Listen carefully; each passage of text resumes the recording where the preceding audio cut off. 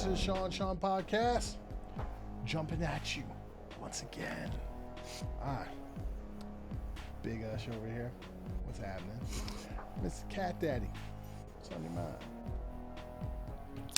The football season is close to beginning, and for all of you who have already drafted for your fantasy seasons, I hope that you didn't draft J.K. Dobbins. This is why I like drafting. This is why I like drafting as close to the regular season start as possible. That way, any injuries, any cuts, trades, those activities, there's no surprises. Well, not that there's no surprises, but there's minimal surprises, because I would. That final preseason game. Yeah, you're thinking, man, people who drafted Cam Akers, J.K. Dobbins, they probably left that draft feeling really good. I know I would have. 2 months ago, if I had my draft, I was high on Cam Akers. I was liking J.K. Dobbins. If I walked away with those two in the draft, I'd be feeling really good. Do you know how I'd feel right now?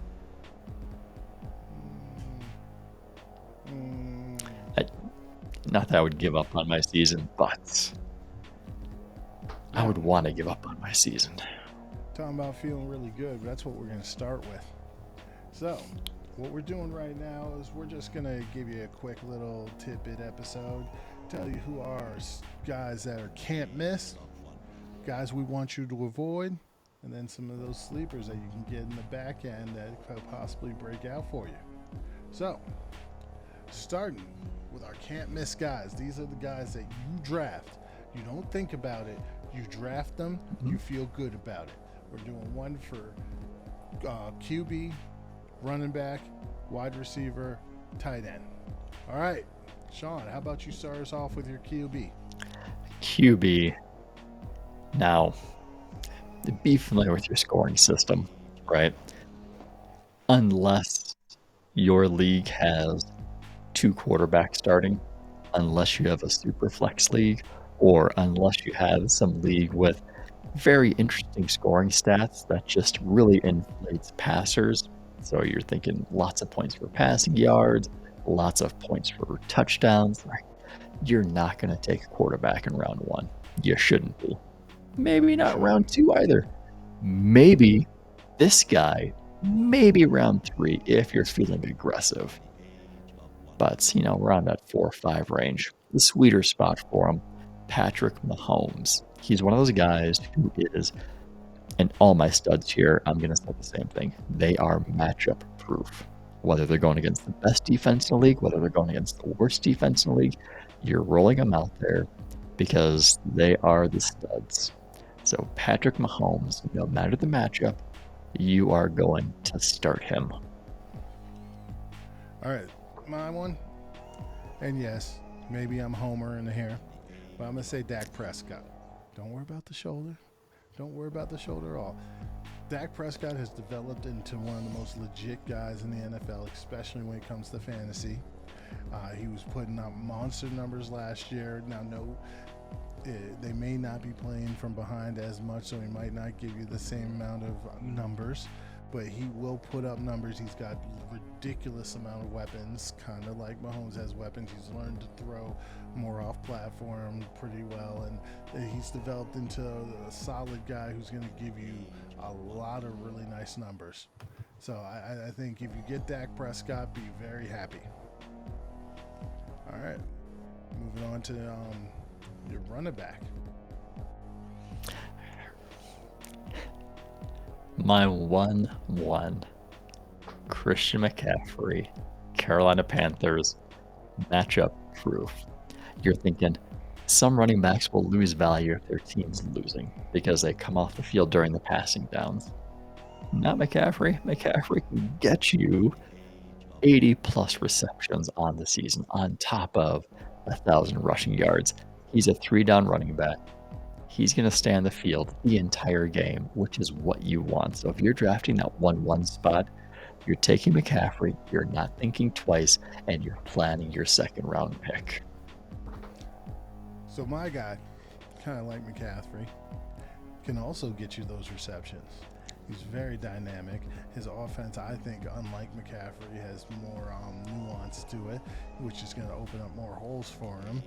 McCaffrey, I know he's a stud. I know he's going to get his touches, but those guys are going to be keying on him. That quarterback is either going to have to develop or there's going to be some rough sledding where we already know, we've already seen the last 2 years that Mr. Dalvin Cook is going to get his touches. He's going to get it in the passing game.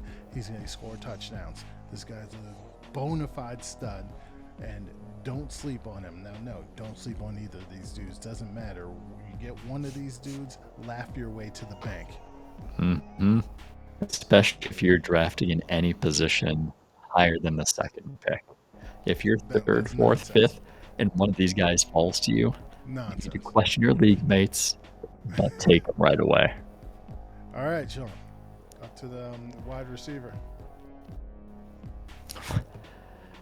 I got to go Homer for this one, but not just because he's a Packer, but because I think that he has the ability to command 10-plus targets per week and turn them into 70+% receptions, which means you're thinking over 100 receptions on the season. He could approach 20 touchdowns again, given the 17-game season. I've got Devante Adams.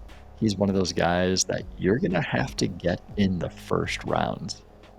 No matter what league it is, if it's PPR, half PPR, well, if you're in a 0 point for reception, maybe wait for the second round, but don't wait too long. That's going to be early second round at the latest. My guy is DeAndre Hopkins.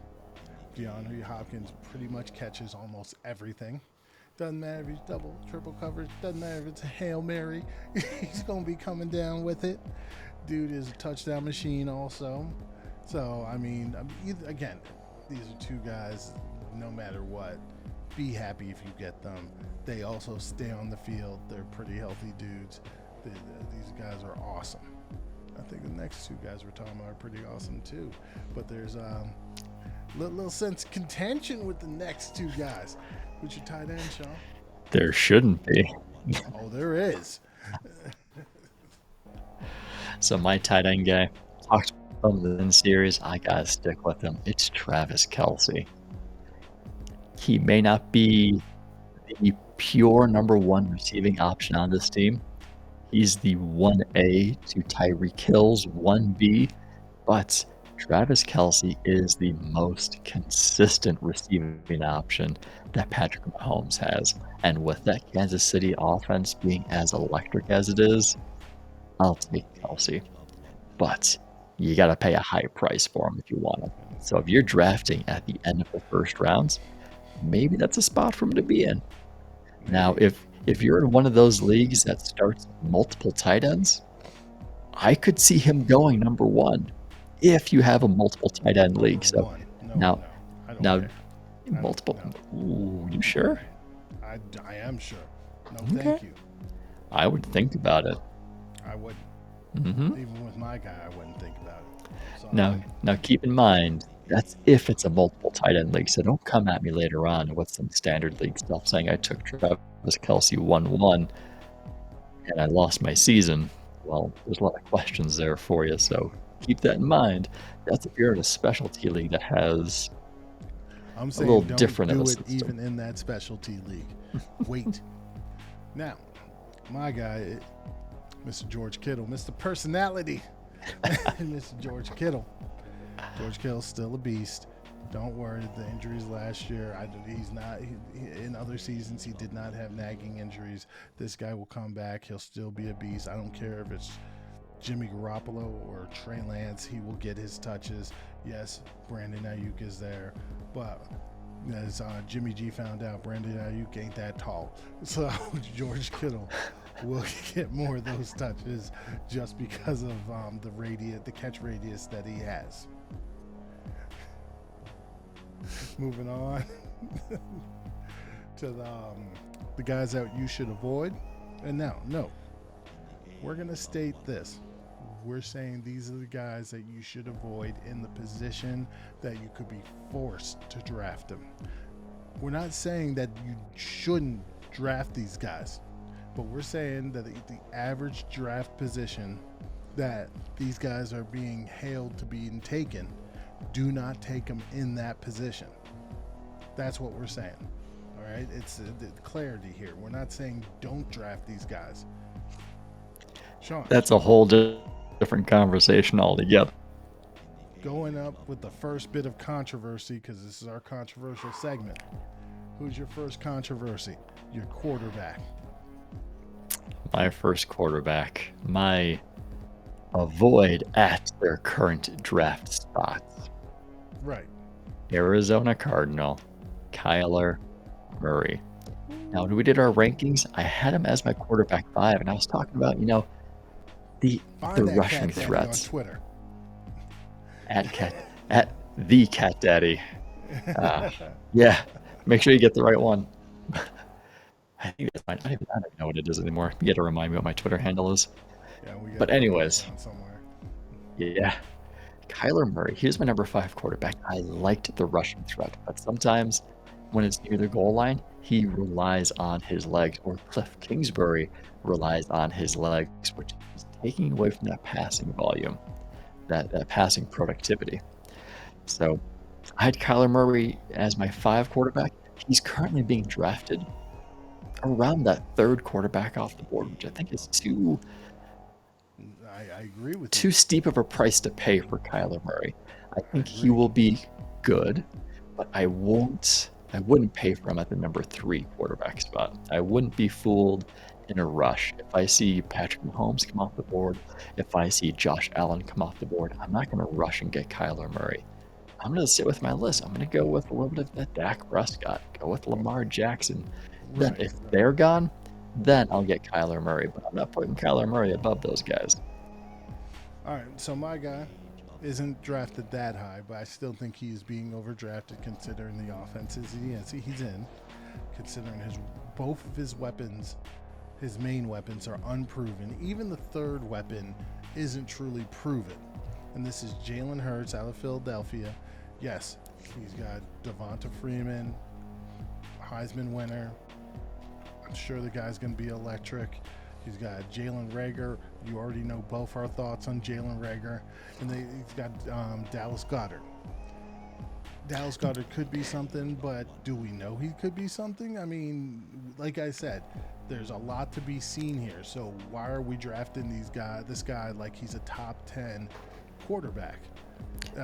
We don't know that any of this is going to work out. We don't know if he's going to work out. We saw him play some good games, but then we saw him lay a complete egg at the end of the season in more than one game. One against the Dallas Cowboys, whose defense is not supposed to be that good. So there's a lot of question marks here with Jalen Hurts, in my opinion. There are. I saw that subtle shot you took about the top 10, because I had him listed as my number 10 quarterback when we talked about our quarterback series. And the whole reason behind that was he has the rushing ability. He can get you 500 yards on the ground, which are just bonus points for quarterbacks. And I think he could be one of those garbage time kings where Philadelphia is expected to lose most of their games this season, so they may have to chuck the ball a lot.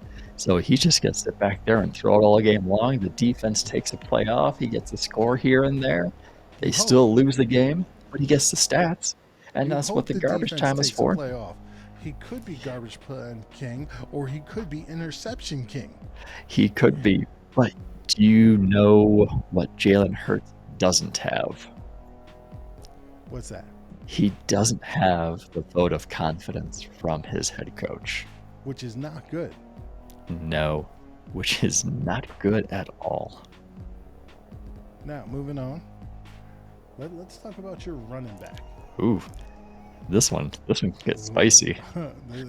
You about to heat it up. Remember, the Cat Daddy. That's where you find me. Running back. Ooh. Derrick Henry, I think, is in line for a bust season.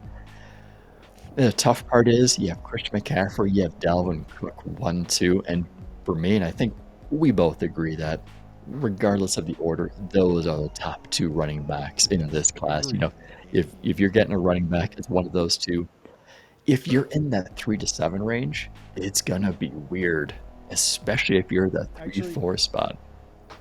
considering a certain quarterback being named the Yeah, starter, 3 is I think easier. Yeah. Alvin Kamara is entrenched. Yeah, I had Alvin Kamara as my number 3 running back to begin with. We did that series a couple of weeks ago, and I feel more confident about that now. But I see some people taking Derrick Henry number One. 2 over, yeah, number 1, not as often, but you see 2, 3, 4. If I'm drafting 2, 3, 4, I don't want Derrick And, Henry. and you know, I'm more comfortable with Chubb.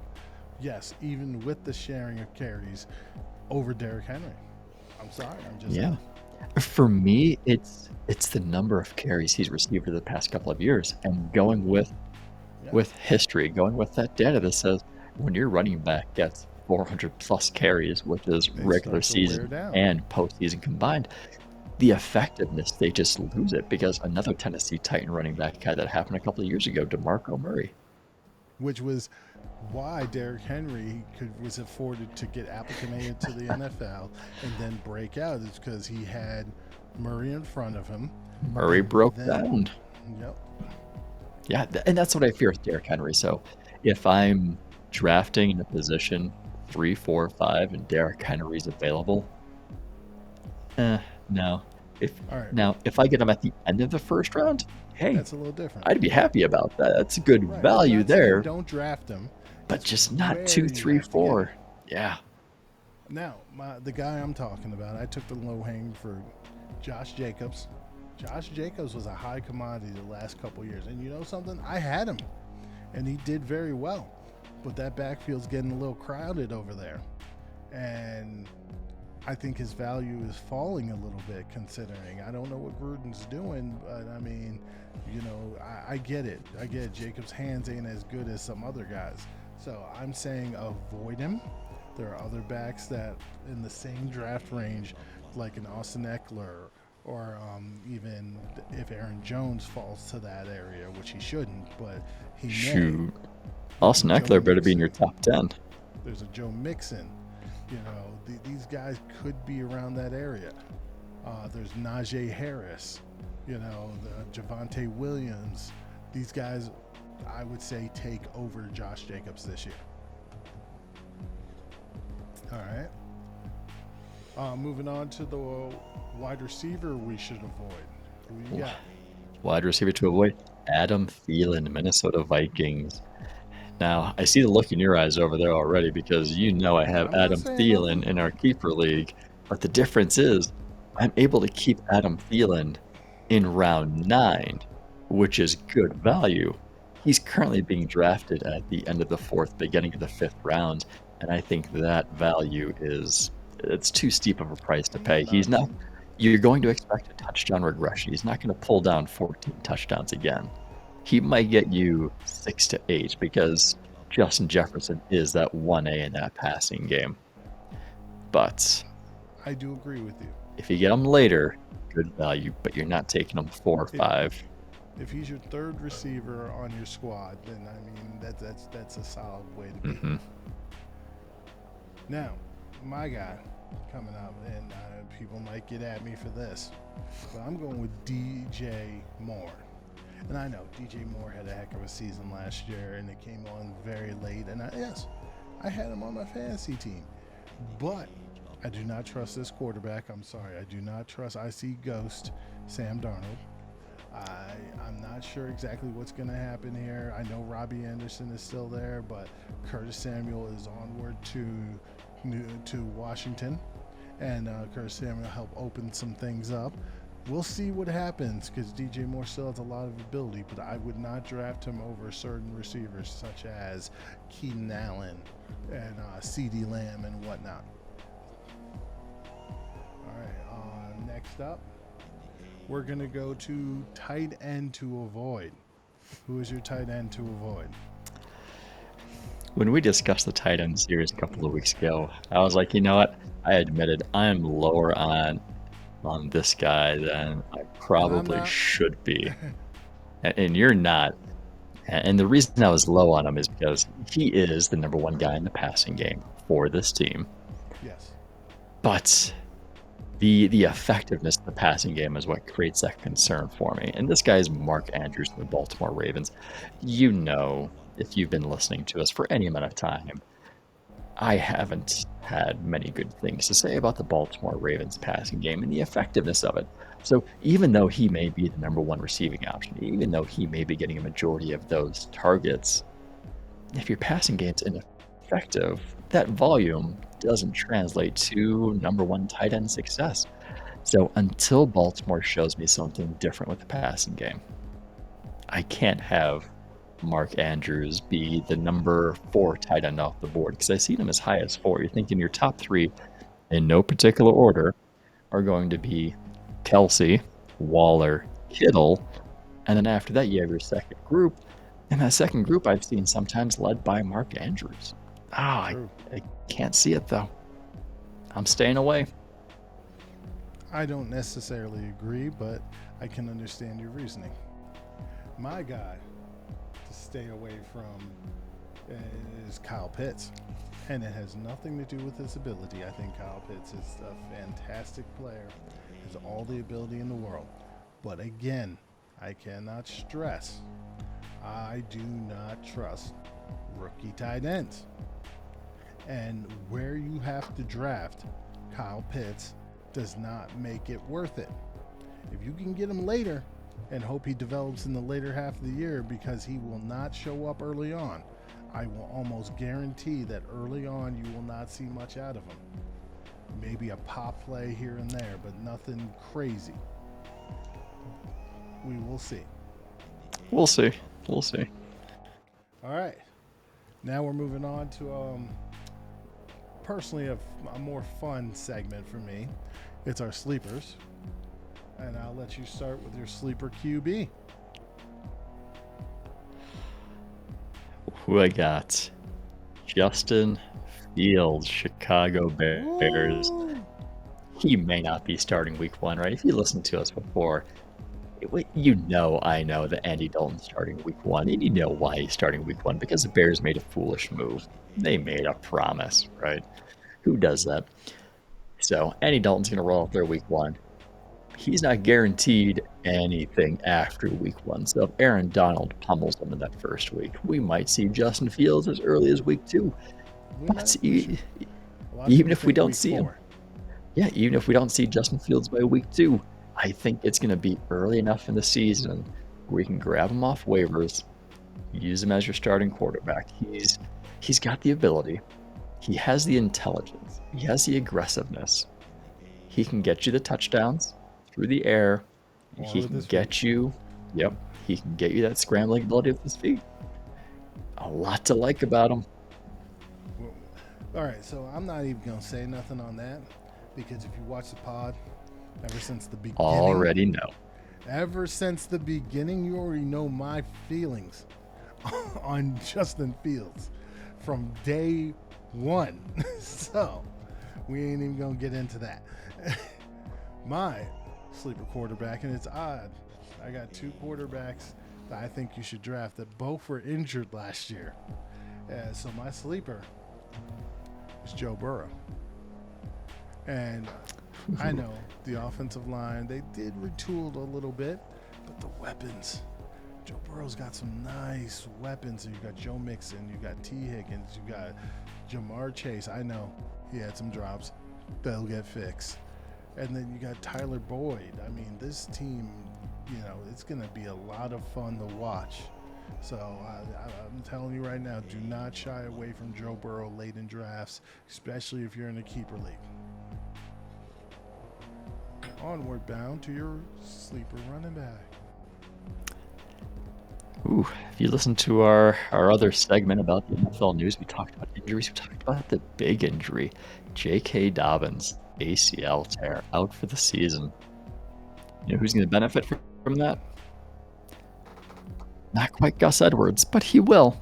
Running back Tyson Williams. He is going to benefit now. Is he going to be the Gus Edwards to Gus Edwards? Not quite, but I think Tyson Williams will be able to carve himself out a role. He proved to be very productive and impressive during the preseason. And Baltimore, as we know, is a run-first team, so they're going to be running the ball. Because you're thinking True. before it would have been J.K. Dobbins and Gus Edwards. Well, now it's Gus Edwards and Tyson Williams. He's going to get the carries.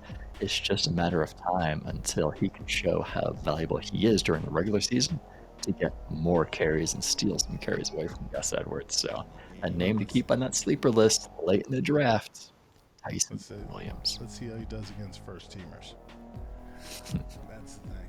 Now, my guy, again, needs to show how he does against first teamers, even though I do think he played against some first teamers. And yeah, you know how I love me some Tar Heels.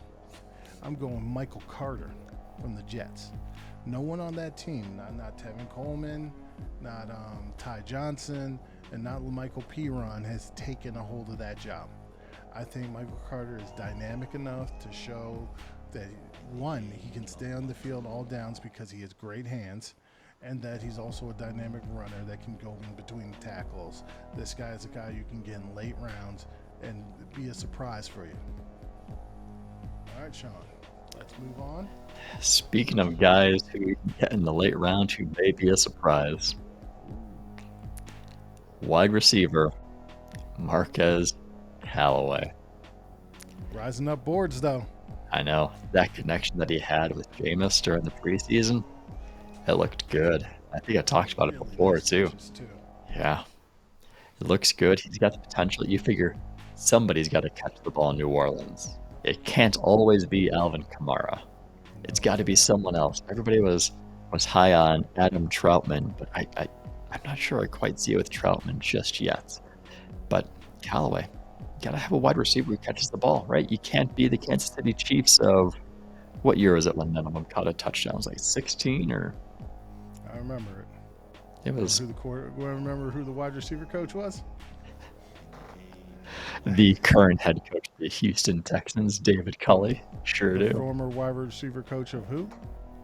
The Kansas City Chiefs, the year that they had 0 touchdown receptions by a wide receiver.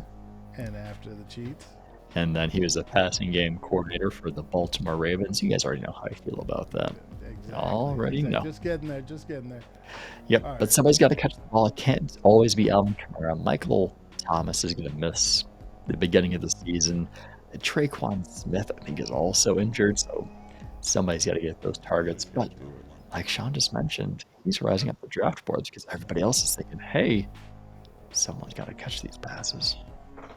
So I'm going to go with the forgotten man from last year, because you got people loving CeeDee Lamb, you got people loving Justin Jefferson, Jerry Judy's got that resurgence going on. I mean, even people trying to talk about Jalen Reagor, they shouldn't, but they are. Brandon Ayuk's getting buzz, but you talked about chemistry.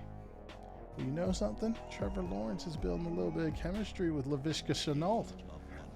Laviska Shenault's a kind of forgotten man, and I think he's going to have a pretty darn good season with Trevor building that chemistry with them and be able to give him the ball instead of Mr. Mustache, who wasn't able to do as dynamic things as you would like.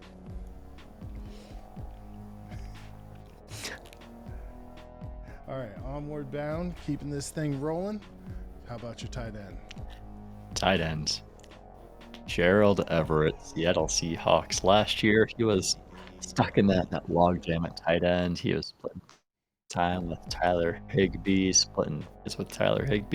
but now he's in Seattle. It's a new start. And you're thinking, doesn't Seattle have like a bunch of tight ends there too?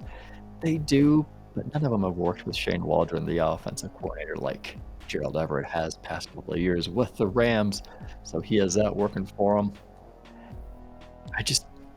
There's a lot here that I like. There's a lot to like, but is he going to be that sexy pick that you're going to have to draft the top 3 tight ends? No. Is he going to be some late round value for you? Yes, he will. I'm a big fan of Gerald Everett this year. Another guy I think has some late round value, no matter who's throwing the ball, let it be the Red Rifle or who we think should be throwing it, which is Mr. Justin Fields. I think Cole Kmet is going to have a pretty breakout year. I have a good feeling about this. It's time for Jimmy Graham to take a little bit of a step back, be more of that mentor role. Cole Kmet already started looking pretty good in the preseason, looked athletic, sounded confident in his interviews, and I think he's going to have some pretty good things to say coming in, on the field with his play. He could. I was high on Cole Kmet too, but higher on Everett. I think there's more potential there. And that's fair. We'll see what happens. We'll Anyways, see. people, that's all she wrote. We're giving you those little tidbits, to get you prepared for the fantasy season. It's coming up on us. We're at the eve of the NFL, and we're very excited for this. Sean, it's your words of wisdom here. Fantasy football. Words of wisdom are: create a draft plan. Stick to your draft plan. Don't fall for the rushes. Right? When you see Patrick Mahomes, Josh Allen get drafted, don't reach for Kyler Murray. Don't reach. Have a plan. Stick to it. You'll be good. Listen to us too. I mean, that's some pretty good advice there as well. Also, the season's coming up, so my words of wisdom are, just like Sean, have a plan. And I'm not talking about draft plan, even though you need to have that. I'm talking about game day plan. You need to know what food you got going on, what drinks you got going on, if people are coming. I'm just saying, don't go in this blind. Don't plan it the day of. Don't be those last minute people. You don't want to be running to the store at 11:50. Yeah. Right. Yeah. No. You want to be comfortable. Get your wings going. Get your little snacks over there. Maybe a veggie tray. Don't do a veggie tray, but maybe some finger foods. Do it right. Yeah. You know what we should do? What we should do is we have our draft in a couple of days. We should share our results with everybody. Yeah, we can do that. We'll see how it goes. Give a little recap of our draft. Yes. Put some people on blast.